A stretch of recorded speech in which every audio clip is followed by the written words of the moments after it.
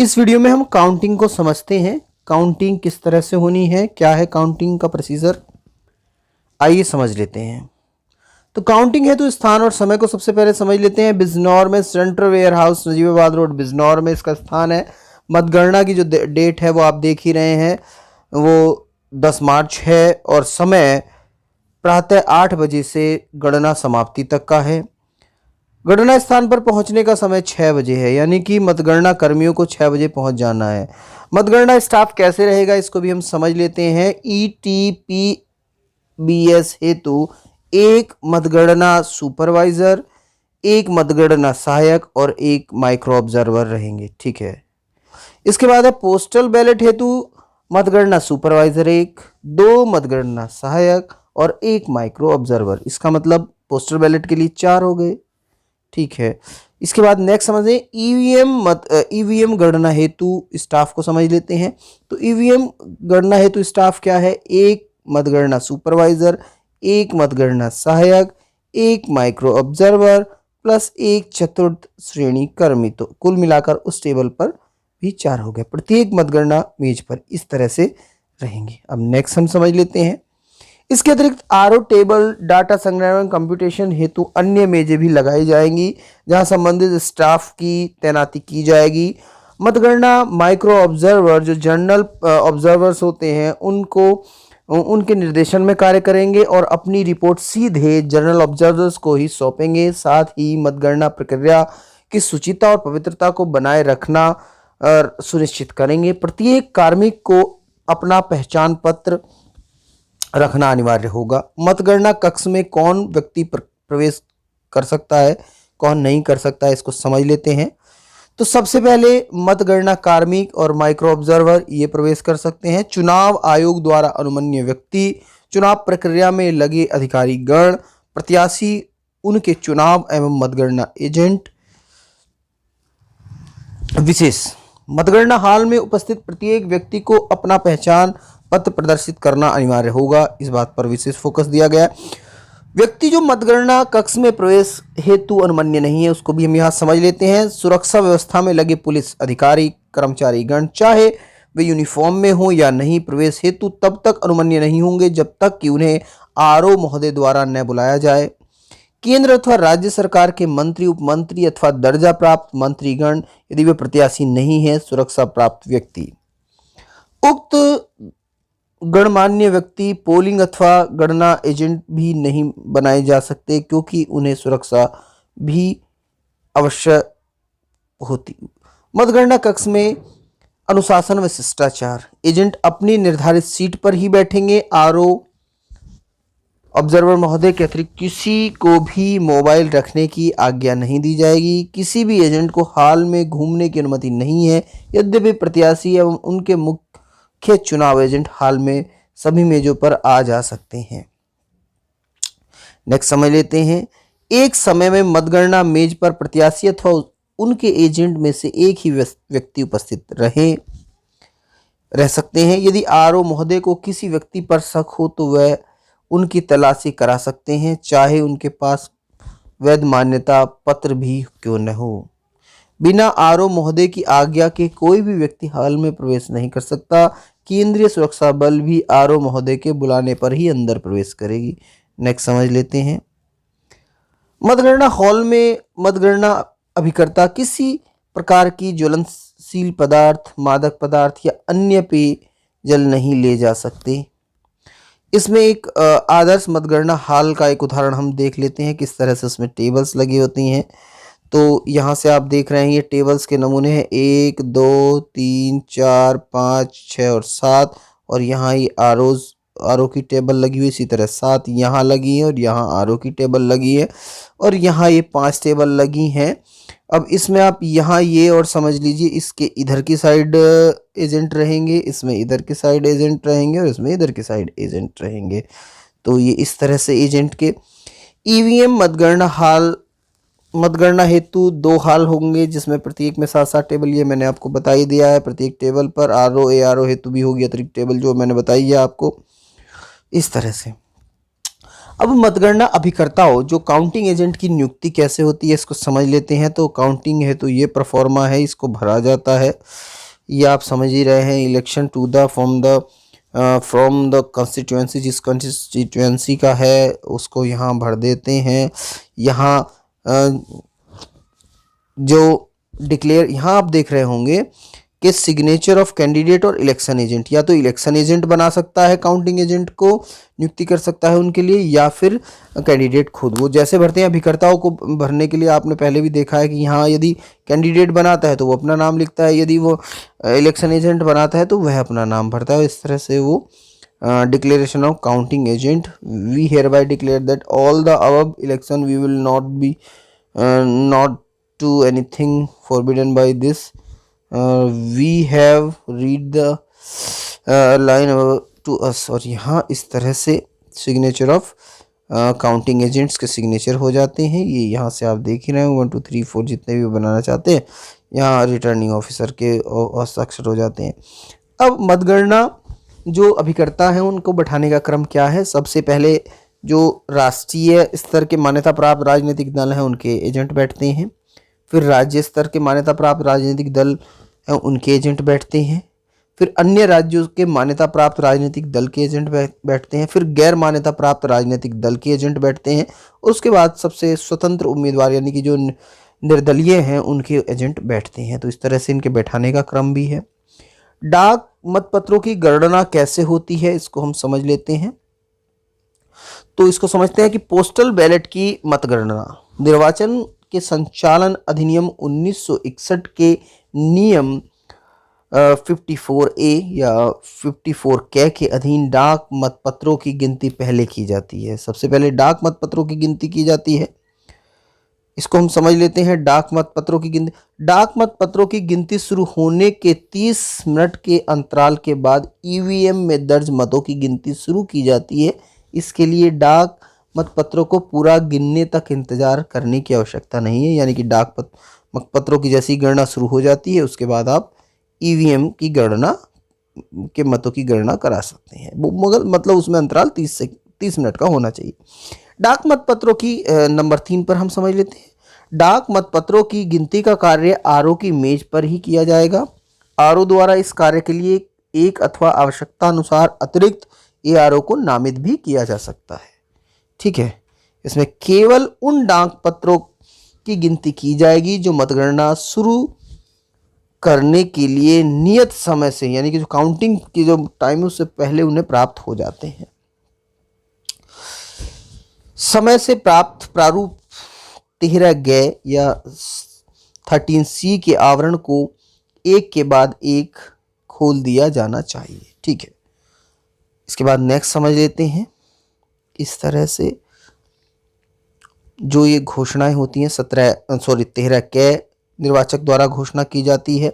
मैं निर्वाचन क्षेत्र से विधानसभा के निर्वाचन मैं तो घोषणा करता हूं कि क्रम संख्या वाला डाकखा ऊपर वर्णित जारी किया गया है, उसमें दिनांक, निर्वाचक के हस्ताक्षर, पता ऊपर वर्णित, ये सारा इस तरह से प्रमाणित करता है। जो प्रमाणित करने वाले जो गजेटेड ऑफिसर हैं जैसे आपने देखा होगा वो उनका प्रमाणित कर रहता है। तो इसको हम समझ लेते हैं इनवलप के बाद। डाक मतपत्रों की गणना में यह ध्यान रखना होगा कि प्रारूप 13K पर दी गई क्रम संख्या प्रारूप 13K पर लिखी क्रम संख्या एक ही होनी चाहिए, अन्यथा की स्थिति में मतपत्र निरस्त माना जाएगा। ठीक है, ये बैलेट पेपर का नमूना कुछ इस तरह से आपको हम बता रहे हैं। अब डाक मतपत्रों की गणना में पोस्टल बैलेट की गणना कैसे होती है तो ये हमने बता दिया है। 13K और 13K जो डाक मतपत्रों का लिफाफा है उस लिफाफे को नहीं खोला जाएगा, अथवा जो यहाँ से घोषणा 13K की जांच, यदि घोषणा सक्षम अधिकारी द्वारा सत्यापित न की गई हो अथवा सम्यक रूप से हस्ताक्षरित नहीं की गई हो तब भी डाक मतपत्र आरओ द्वारा अस्वीकृत किया जाएगा। प्रत्येक अस्वीकृत आवरण को उपयुक्त तरीके से, यानी कि किसको स्वीकृत और किसको अस्वीकृत किया जाएगा, उपयुक्त तरीके से प्रस्तावित किया जाना चाहिए और घोषणा आवरण को प्रारूप 17G के आवरण में पुनः लगा देना चाहिए। घोषणा में दर्शाए गए मतपत्र की क्रम संख्या, वो हम बता रहे हैं, क्रम संख्या 13 क और ख पर अंकित क्रम संख्या सेम ही होनी चाहिए, इस बात पर हमें फोकस करना है। पोस्टल बैलेट की गणना, पोस्टल बैलेट की गणना, डाक मतपत्रों को अस्वीकृत किया जाना, किसको अस्वीकृत किया जा सकता है, तो इसको हम एक नज़र में देख सकते हैं। यहाँ से आप देख रहे होंगे उस पर कोई मत दर्ज नहीं है तो उसको अस्वीकृत किया जा सकता है। उस पर एक से अधिक अभ्यर्थियों के पक्ष में मत दिया गया है तो अस्वीकृत किया जा सकता है। यह एक जाली मतपत्र है तो अस्वीकृत किया जा सकता है। यदि इस प्रकार क्षतिग्रस्त या विकृत है कि वास्तविक मतपत्र के रूप में इसकी पहचान ही ना हो पा रही हो तो इसको अस्वीकृत किया जा सकता है। इसे आवरण 13 ख में वापस नहीं किया गया है जो आरओ द्वारा इसके साथ निर्वाचक को भेजा गया था या दिया गया था। मत को इंगित करने वाला चिन्ह मतपत्र पर इस तरीके से लगाया गया है कि संदेहात्मक हो रहा है कि मतलब कि किसको मत दिया गया है। इसमें से ऐसा चिन्ह या लेखन है जिससे मतदाता की पहचान की जा सकती है तो उसको स्वीकृत किया जा सकता है। मतदाता की पहचान नहीं होनी चाहिए। अब इनको हम और अच्छे से समझ लेते हैं। यदि इस तरह से यह मतपत्र निरस्त की श्रेणी में आएगा क्योंकि मतदाता ने अपनी पहचान जाहिर कर दी है, कि नाम भी लिख दिया है। ठीक है, इसमें एक नमूने में और देख लेते हैं। यहाँ हम देख रहे हैं यह मतपत्र निरस्त की श्रेणी में आएगा क्योंकि मतदाता ने मत को इंगित करने वाला चिन्ह मतपत्र पर इस तरीके से लगाया है कि यह संदेहात्मक हो गया है कि मत किस अभ्यर्थियों को दिया गया है। यह मतपत्र निरस्त की श्रेणी में आएगा क्योंकि मतदाता ने एक से अधिक उम्मीदवारों को मत दिया है, ये भी निरस्त की श्रेणी में आएगा। यह मतपत्र भी निरस्त की श्रेणी में आएगा क्योंकि इस पर कोई भी चिन्ह नहीं दिया गया है। ये आप समझ गए। पोस्टल बैलेट की गणना के ही वैध मतों की गिनती की जानी चाहिए, जो मतलब जिनको हमने वैलिड मान लिया है, जिन्होंने निरस्त नहीं किया है। स्वीकृत मतों की गिनती की जानी चाहिए। प्रत्येक अभ्यर्थी के खाते में उसे दिए गए मतों की अंक को अंकित किया जाना चाहिए। इसके बाद प्रत्येक अभ्यर्थियों को प्राप्त कुल डाक मतों का गणना की जानी चाहिए एवं इसे यथास्थान प्रविष्ट कर अभ्यर्थी की सूची के लिए उच्च स्तर में घोषणा की जानी चाहिए। डाक मतपत्रों की गणना के उपरांत सभी विधिमान्य मतपत्रों एवं सभी अस्वीकृत मतपत्रों को अलग अलग बांध दिया जाना चाहिए। एक पैकेट में रखकर आरओ द्वारा अपनी मोहर व अभ्यर्थियों की मोहर हस्ताक्षर कराकर मोहरबंद कर देना चाहिए। इस तरह से इसके बाद है ईवीएम में संग्रहित मतों की गणना कैसे होती है, बहुत ही इंपॉर्टेंट है, इसको हम समझ लेते हैं। उससे पहले जो सामान्यतः पोस्टल बैलेट की गिनती प्रारंभ होने के 30 मिनट पश्चात ईवीएम में दर्ज मतों की गिनती प्रारंभ की जानी चाहिए। आपको मेज पर जो स्टेशनरी मिलेगी उसको भी हम देख लेते हैं। मतगणना सीट यानी कि मतपत्र लेखा भाग 2 पर्याप्त संख्या में आपको मिलेंगे। नीले रंग का बॉल पेन, सील खोलने हेतु ब्लेड और कटर, सादे A4 साइज कागज, फाइल कवर इत्यादि, नीले रंग का स्केच पेन एवं पेंसिल, ये चीज़ें आपको स्टेशनरी में मिलेंगी। ये प्रारूप 17 जो मतपत्र लेखा है उसको दिखाया गया है। और इस तरह से अब वोटिंग मशीन में दर्ज मतों की गणना कैसे होती है इसको हम समझ लेते हैं। पॉइंट नंबर 1 पर हम फोकस करते हैं। तो यहाँ से आप पॉइंट नंबर 1 देख रहे होंगे। कंट्रोल यूनिट पीठासीन अधिकारियों द्वारा मतदान केंद्रों से सम्यक रूप से रक्षित करके कैरिंग केस में सील बंद करके प्राप्त हो चुकी है, जो उन्होंने जमा कर दी थी। क्योंकि प्रत्येक कैरिंग केस को मतगणना टेबल पर लाया जाता है, अतः मतदान केंद्र पर कैरिंग केस पर पीठासीन अधिकारी द्वारा लगाई गई मोहर एड्रेस टैग की जांच की जानी चाहिए। इन पेपर सीलों के सीरियल नंबर की भी मतपत्र लेखा भाग 1 से मिलान करें और मतदान अभिकर्ता आदि को भी मिलान कराने दें। ठीक है, इसके बाद हम नंबर 2 को समझ लेते हैं। जांच के उपरांत जैसे ही हमने जांच कर लिया है, कैरिंग केस से मोहर हटा लें, कंट्रोल यूनिट को बाहर निकाल लें। इससे अभ्यर्थी तथा उस मतगणना मेज पर उपस्थित उनके अभिकर्ताओं द्वारा मोहर के निरीक्षण एवं जांच के लिए मतगणना मेज पर रखें। जैसा ही कंट्रोल यूनिट को जो उसके कैरिंग केस से बाहर निकाला जाएगा, आप मतपत्र लेखा भाग 1 से इसकी क्रम संख्या की जांच कर लें। अपने आप को संतुष्ट करें कि वह वही कंट्रोल यूनिट है जो अमुक मतदान केंद्र पर प्रयुक्त की गई थी। अंतर होने की दशा में आरओ एआरओ को सूचित करें। इस तरह से आप देख रहे होंगे। सील ईवीएम का एक नमूना यहां दिया गया है। फिर वोटिंग मशीन में दर्ज मतों की गिनती। नेक्स्ट देखते हैं। तत्पश्चात नियम 55 सै के अंतर्गत आपको दी गई कंट्रोल यूनिट की सभी सील तथा green pepper seal, address tag व सीरियल नंबर चेक करने चाहिए। यदि कोई सील क्षतिग्रस्त पाई जाती है तो तुरंत इसकी रिपोर्ट आप अपने आरओ एआरओ को देंगे। इसके पश्चात मतगणना प्रारंभ करने के लिए आप दी गई कंट्रोल यूनिट की उक्त सील हटाकर रिजल्ट बटन दबाकर डिस्प्ले सेक्शन में गिनी गई वोट देखकर प्रारूप 17C के भाग ख में भरेंगे और मतगणना पर्यवेक्षक इस पर हस्ताक्षर करेंगे। गणना के समय सभी अभ्यर्थियों के गणन अभिकर्ताओं को काउंटिंग एजेंट को उनकी संतुष्टि के लिए कंट्रोल यूनिट का डिस्प्ले पैनल दिखाया जाएगा ताकि वे इस पर यथा प्रदर्शित प्रत्येक अभ्यर्थी के पक्ष में डाले गए मतों को नोट कर सके। इसके बाद नेक्स्ट आप समझ गए होंगे, यहां से नोट कर लिए जाते हैं जब वोट, तो इसकी संतुष्टि हो जाने के बाद की पेपर सील ये जब फिर क्या किया जाता है तो नोट कर लेते हैं। इसी प्रयोजनार्थ कंट्रोल यूनिट को एक मतदान सहायक द्वारा इस तरीके से अथवा इस स्थिति में उठाकर रखा जा सकता है कि डिस्प्ले पैनल मतगणना काउंटिंग टेबल पर बैठे मतगणना पर्यवेक्षक, दूसरे मतगणना सहायक तथा माइक्रो ऑब्जर्वर तथा तार की जाली के पास बैठे हुए अभ्यर्थियों के काउंटिंग एजेंट को साफ साफ दिखाई दे सके, इस तरह से रखना चाहिए। ऑब्जर्वर द्वारा मतगणना के समय प्रत्येक अभ्यर्थी को प्राप्त मतों की अभिलेखीकरण करने के साथ साथ उसे ऊंचे स्वर में काउंटिंग एजेंटों को भी नोट कराते हैं। यदि किसी काउंटिंग एजेंट की इच्छा परिणाम को ईवीएम पर एक से अधिक बार दिखाए जाने की हो तो ऐसा मतगणना पर्यवेक्षक द्वारा गणन अभिकर्ता के काउंटिंग एजेंट की संतुष्टि के लिए किया जा सकता है। परिणाम नोट कर लिए जाने के बाद रिजल्ट सेक्शन का आवरण बंद कर दें। जब वो नोट कर लें उसको बंद कर लें। कंट्रोल यूनिट स्विच ऑफ कर दें।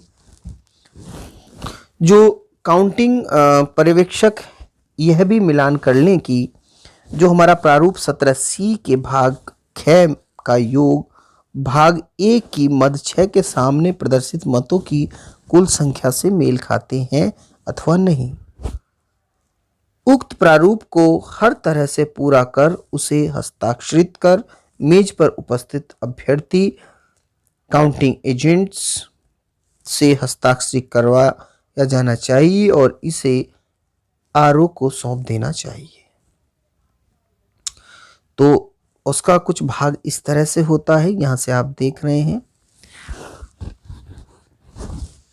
ये एक नमूना है, यानी कि यहाँ केवल हमें ये समझना है, जो समझने वाली बात है उसको हम देख लेते हैं कि टेबल संख्या, चक्र संख्या, मतदेय स्थल की संख्या व नाम, कंट्रोल यूनिट की संख्या, उसके बाद यहाँ अभ्यर्थी के नाम यहाँ जिस क्रम में दिए हैं आप देख रहे होंगे। कंट्रोल यूनिट पर उस अभ्यर्थी को जितने वोट मिले हैं यहाँ लिख देते हैं। 17C पार्ट 1 के मद 5 के अनुसार कटौती, यानी कि यदि कोई टेस्ट वोट पड़ा है तो उसकी संख्या यहाँ उस अभ्यर्थी के लिए, यहाँ नहीं पड़ा है तो 0 और फिर इन दोनों का अंतर यहाँ। समझ गए? यहाँ मान लो कि यहाँ इनके पास आ रहे हैं 1000, मान लो सपोज दैट, और यहाँ आया है 0, तो इन दोनों का अंतर आ गया है 1000। इस तरह से आप समझ गए होंगे। इस तरह से हमें इसको भरना है, फिर इसमें हस्ताक्षरित करना है, ये आप समझ गए होंगे। अब हम नेक्स्ट समझ लेते हैं। मतगणना माइक्रो ऑब्जर्वर की जो वर्किंग है उसको भी हम समझ लेते हैं। क्या वर्किंग है? मतगणना के दौरान प्रत्येक टेबल पर एक काउंटिंग माइक्रो ऑब्जर्वर नियुक्त होगा। काउंटिंग माइक्रो ऑब्जर्वर का मुख्य कार्य अपनी मेज पर निष्पक्ष मतगणना की देखरेख करना होगा। साथ ही वह दिए गए पत्रक पर गणना की संपूर्ण रिपोर्टिंग सीधे प्रेक्षक महोदय को करेगा। यह कंट्रोल यूनिट पर लगी विभिन्न सीलों व उनके संकेतांकों की जांच भी करेगा। और भिन्नता की स्थिति में ऑब्जर्वर जनरल ऑब्जर्वर को सर को इससे अवगत कराएगा। मतगणना जो काउंटिंग माइक्रो ऑब्जर्वर प्रत्येक चक्र में अलग अलग गणना सीट को प्रयोग करेगा और उसे जमा करेगा। काउंटिंग के अंत में जनरल ऑब्जर्वर्स की आज्ञा के उपरांत ही काउंटिंग स्थल को वो छोड़कर जाएंगे। अतिरिक्त मतगणना काउंटिंग माइक्रो ऑब्जर्वर प्रेक्षक महोदय के निर्देशानुसार अपना कार्य संपन्न करेंगे। इस तरह से आप देख रहे होंगे pro forma for recording of vote by micro observer. इस तरह से सेम वही है, नंबर ऑफ वोट्स कितने उनको मिल रहे हैं, पोलिंग स्टेशन का नाम, CU number, table number, round number, ये सारी डिटेलिंग हमें करनी है। अतिरिक्त गणना स्टाफ क्या रहेगा उसके भी कार्य को समझ लेते हैं। माननीय प्रेक्षक महोदय द्वारा प्रत्येक चक्र की रैंडम पद्धति से किन्हीं 2 कंट्रोल यूनिट की पुनः गणना कराई जा सकती है। अतिरिक्त मतगणना कर्मचारियों द्वारा यह कार्रवाई प्रेक्षक महोदय के निर्देशन में संपन्न की जाएगी। यदि कोई कंट्रोल यूनिट मेज से प्राप्त परिणाम से भिन्न आंकड़े प्रदर्शित करती है तो उक्त चक्र के प्रत्येक कंट्रोल यूनिट की गणना को पुनः सत्यापित कराया जा सकता है एवं जिस मेज पर गणना काउंटिंग स्टाफ की गलती के कारण गलत मतगणना की गई है उसको तत्काल बदला जाएगा और उसके विरुद्ध नियमानुसार कार्रवाई अमल में लाई जाएगी। इस मेज पर पूर्व के प्रत्येक चक्र में की गई काउंटिंग की भी जांच कराई जाएगी। प्रत्येक चक्र का परिणाम हॉल में लगे बोर्ड पर प्रदर्शित किया जाएगा। तो यहाँ है अतिरिक्त गणना स्टाफ द्वारा मतों को रिकॉर्ड किए जाने वाले प्रारूप सेम यह है। आप देख रहे होंगे यह रिकॉर्ड किए गए मतों की संख्या यदि अतिरिक्त में है। अतिरिक्त गणना स्टाफ का पूरा नाम व हस्ताक्षर इस तरह से होना है। नेक्स्ट समझ लेते हैं। ईवीएम खराब होने की दशा में क्या किया जाएगा उसको भी समझ लेते हैं। मतगणना के दौरान यदि कोई कंट्रोल यूनिट दोषपूर्ण या खराब पाई जाती है तो उसे तुरंत आरओ के संज्ञान में लाया जाना चाहिए और उसे उसके कैरिंग केस में वापस कंट्रोल स्ट्रांग रूम में रख दिया जाना चाहिए। खराब ईवीएम में कोई छेड़छाड़ नहीं की जाएगी। इस दौरान दूसरी मेजों पर अन्य मशीनों से गणना का कार्य चलता रहेगा। सभी कंट्रोल यूनिटों से मतों की गणना के पश्चात संबंधित वीवीपैट की मुद्रित पेपर स्लिपों की गणना भारत निर्वाचन आयोग की निर्धारित प्रक्रिया व मापदंडों के अनुसार की जाएगी। इस हेतु निर्णय आरओ के द्वारा लिया जाएगा। पीठासीन अधिकारी से त्रुटिवश क्लोज बटन बंद रखा रह गया है तो मतों की गिनती के दौरान की जाने वाली कार्रवाई कैसे होगी। यदि मतदान के अंत में पीठासीन अधिकारी ने कंट्रोल यूनिट का क्लोज बटन नहीं दबाया है तो वीडियोग्राफी में अभ्यर्थी और अभिकर्ताओं की उपस्थिति मतों की गिनती के दौरान निम्नलिखित कार्रवाई की जानी है। यदि मतदान के अंत में मतदान केंद्र में पीठासीन अधिकारी द्वारा क्लोज बटन न दबाए जाने की वजह से कंट्रोल यूनिट से परिणाम प्रदर्शित न हो रहा हो तो इसे उनके कैरिंग केस में वापस रख दिया जाना चाहिए। इसके बाद इसे मतगणना हॉल में आरओ की अभिरक्षा में रखा जाना चाहिए। अन्य मशीनों पर मतों की गिनती जारी रहनी चाहिए। अन्य मशीनों में मतगणना पूरी हो गई तो रिटर्निंग ऑफिसर और पर्यवेक्षक महोदय ऐसी मशीनों के बारे में नियमानुसार निर्णय लेंगे कि ऐसी मशीनों के